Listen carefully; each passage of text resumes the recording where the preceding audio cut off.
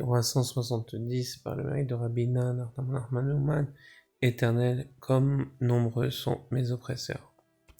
Toute personne, selon son âme et selon son engagement spirituel, rencontre des souffrances. Chez l'un, ces souffrances proviendront de ses enfants, de son père ou d'un voisin.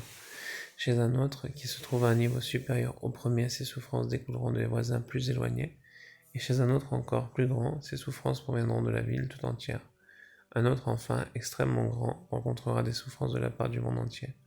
Ainsi, chacun, par ses souffrances, porte avec lui les personnes à l'origine de ces souffrances. En effet, en subissant de leur part des souffrances, il les porte en même temps sur lui. Mais comment la matière d'un corps physique peut-elle porter sur elle autant de personnes ? En réalité, les épreuves brisent le corps, car toutes les souffrances sont appelées tsarot, au sens où elles pressent metzarim et étouffent le corps. Ainsi, lorsque le corps est écrasé par les souffrances, l'âme s'éclaire et se grandit, car par la soumission de la matière, la forme, l'image grandit, comme l'indique le Zohar. Un fagot de bois qui ne peut être allumé doit être cassé.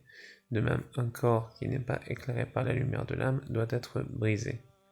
C'est la raison pour laquelle on l'appelle souffrance tsara, au sens de forme tsura, car par ce malheur tsara, la forme peut briller.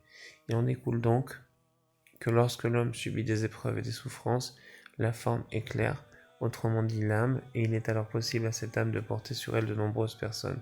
Tel est le sens de l'Éternel, comme nombreux sont mes oppresseurs. En effet, dans la mesure où mes malheurs augmentent, car nombreux sont ceux à se dresser contre moi, je peux conséquemment porter, élever et hisser de nombreuses personnes vers leur source, chose impossible auparavant avant ces souffrances. Baruch Adonai l'Olam, Amen ve Amen.